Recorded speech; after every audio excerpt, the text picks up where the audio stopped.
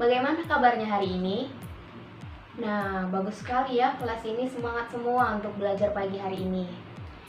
Nah, sebelum kita memulai pelajaran kita, marilah kita berdoa. Berdoa dipimpin oleh ketua kelasnya. Nah, sebelum kita masuk ke pelajaran kita, Ibu mau cek dulu apakah ada yang tidak hadir hari ini? Oke, baiklah. Berarti tidak ada ya yang tidak datang hari ini. Berarti hadir semua kan? Bagus sekali. Sebelum kita memulai pelajaran kita, di sini Ibu mau tanya. Tadi kalian dari rumah menuju sekolah dikasih uang jajan nggak sama orang tuanya? Nah, pasti ada yang dikasih uang jajannya, ada yang 5.000, 10.000, bahkan 20.000. Nah, uang tersebut kan bisa digunakan untuk ongkos, untuk makan di kantin, untuk jajan di luar. Nah, dari besarnya nilai uang tersebut yang kalian dapatkan dari orang tua kalian pasti tentunya berpengaruh sama dengan pendapatan yang diterima oleh orang tua kalian. Misalnya orang tuanya ada yang bekerja di kantor, di perusahaan, pasti pendapatannya itu besar. Nah, jadi dikasih uang jajannya ke kalian itu juga besar. Sama juga seperti pelajaran kita pada hari ini, yaitu mengenai pendapatan nasional. Nah, sebelum kita belajar lebih lanjut mengenai materi kita pada pagi hari ini, diharapkan siswa mampu untuk memahami pengertian dari pendapatan nasional dan pendapatan per kapita. Yang kedua, siswa mampu menganalisis komponen-komponen dan metode-metode penghitungan pendapatan nasional dan pendapatan per kapita. Dan yang ketiga, siswa mampu menyajikan hasil analisis penghitungan pendapatan nasional dan pendapatan per kapita. Nah, karena materi kita pada pagi hari ini yaitu pendapatan nasional.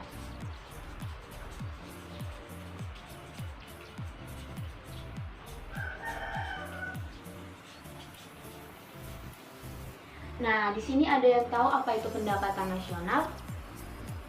Nah, kepada dia, benar sekali ya anak-anak, pendapat dia tadi bahwa pendapatan nasional adalah seluruh pendapatan yang diterima oleh seluruh anggota masyarakat atau rumah tangga konsumen dalam suatu negara dalam satu periode. Dengan mempelajari pendapatan nasional ini banyak sekali manfaatnya yang kita dapat, yaitu yang pertama, kita dapat mengukur kemakmuran yang terjadi di negara kita. Apakah negara kita sudah makmur dengan pendapatan yang sedemikian rupa, atau masih ada perlu yang harus diperbaiki lagi. Dan yang kedua yaitu dapat mengukur perubahan perekonomian kita dari waktu ke waktu. Misalkan di tahun 2019 pendapatan kita mengalami peningkatan, dan di tahun 2020 pendapatan nasional kita itu mengalami peningkatan juga. Nah, dari situ kita dapat menghitung berapa peningkatan yang terjadi di tahun 2019 dan di tahun 2020. Apakah meningkatnya dengan pesat sekali ataupun sebaliknya. Yang ketiga yaitu dari menghitung pendapatan nasional ini, kita dapat jadikan sebagai indikator perbandingan perekonomian antar negara. Nah, untuk yang ketiga ini Ibu mau tanya, ada yang bisa memberi contoh untuk penjelasan yang ketiga? Nah, kepada Ali, Ibu persilahkan. Mantap Ali, benar sekali ya pendapatnya bahwa perbandingan yang dilakukan antar negara ke negara lain, misalkan Indonesia dengan Malaysia. Nah, dari situ kita dapat melihat perbandingan pendapatan nasional di setiap negaranya. Berapakah pendapatan nasional di Indonesia dan berapakah pendapatan nasional di negara Malaysia. Nah, dari situ kita dapat melihat perbandingannya bahwa negara kita ataupun Indonesia dengan Malaysia, mana yang lebih baik pendapatan nasionalnya. Apakah negara Indonesia ataupun negara Malaysia. Nah, untuk yang keempat yaitu sebagai indikator kualitas hidup suatu negara. Maksudnya di sini itu kualitas hidupnya, maksudnya kualitas hidup masyarakatnya. Apakah dengan pendapatan yang dihasilkan oleh negara tersebut dapat memakmurkan masyarakatnya, atau sebaliknya, dengan pendapatan yang didapat oleh negara tersebut malah membuat masyarakatnya semakin miskin, semakin susah. Yang terakhir yaitu dengan menghitung pendapatan nasional ini, kita dapat membandingkan kinerja ekonomi antar setiap sektor. Misalkan di sektor pariwisata, sektor industri, sektor pertanian, kita dapat membandingkannya. Nah, bahwa di sektor pariwisata misalkan pendapatan yang dihasilkan sekian, di sektor pertanian pendapatan nasional yang dihasilkan sekian, dan di sektor industri pendapatan nasional yang dihasilkan sekian. Nah, dari ketiga sektor tersebut kita dapat membandingkan mana pendapatannya dari ketiga sektor ini, mana yang baik pendapatannya, mana yang bagus, mana yang meningkat, mana yang menurun. Nah, sekarang Ibu mau kita berdiskusi kelompok. Nah, diskusi kelompoknya ini untuk teman sebangkunya saja ya. Misalkan Ali dengan Mia kelompok 1, dia dengan Lutfi kelompok 2, dan seterusnya. Nanti dihitung berdasarkan urutan mejanya ya. Sudah siap semua? Jika sudah, di sini Ibu mau memberikan pertanyaan untuk didiskusikan bersama teman sebangkunya ataupun teman sekelompoknya. Coba Anda analisis mengenai komponen-komponen penghitungan pendapatan nasional serta metode-metode dalam penghitungan pendapatan nasional. Nah, ini didiskusikan bersama teman sekelompoknya ya. Ibu berikan waktu 5 menit untuk menjawab pertanyaan tersebut. Kalian sudah mengerti dengan pertanyaannya? Sudah, Bu. Bagus. Ya. Sudah selesai semua anak-anak? Sudah, Bu. Jika sudah selesai semua, nanti Ibu mau setiap kelompok menyampaikan hasil pendapat kelompoknya mengenai metode pendapatan nasional serta komponen-komponen pendapatan nasional.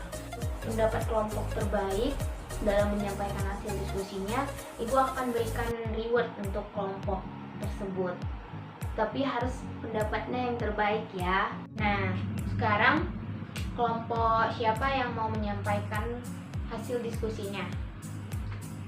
Oke, untuk kelompok Jessica. Tadi kelompok Jessica kelompok 5 kan sudah baik pendapatnya, bagus. Di sini ada lagi yang mau menyampaikan hasil pendapatnya, pendapat kelompoknya. Bagus sekali ya pendapat kelompoknya masing-masing, bahwa komponen-komponen pendapatan nasional itu ada terbagi menjadi 6, mulai dari penghitungan GDP, GNP, NNP, NNI, PI, DI. Nah, bagus sekali. Dan untuk metode penghitungan pendapatan nasional itu dibagi menjadi 3, yaitu metode pendekatan produksi, pendekatan pengeluaran, dan pendekatan pendapatan.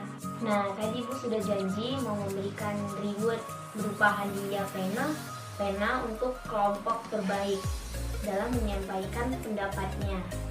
Nah, untuk kelompok yang terbaik yaitu jatuh kepada kelompok Mia dan Ali. Beri tepuk tangannya dulu untuk kelompok Mia dan Ali. Mengapa kelompok Mia dan Ali? Karena kelompok Mia dan Ali ini sudah tepat dalam menyampaikan pendapatnya mengenai komponen-komponen dan metode penghitungan pendapatan nasional tersebut. Nah, ini untuk Mia dan Ali. Di sini masih ada yang belum mengerti mengenai materi kita pada hari ini. Jika tidak, Ibu akan menyimpulkan untuk materi kita pada pagi hari ini, bahwa pendapatan nasional ini sangat penting dan berguna bagi kita dalam menghitung pendapatan nasional di negara kita. Apakah negara kita mengalami peningkatan ataupun penurunan dari tahun ke tahunnya.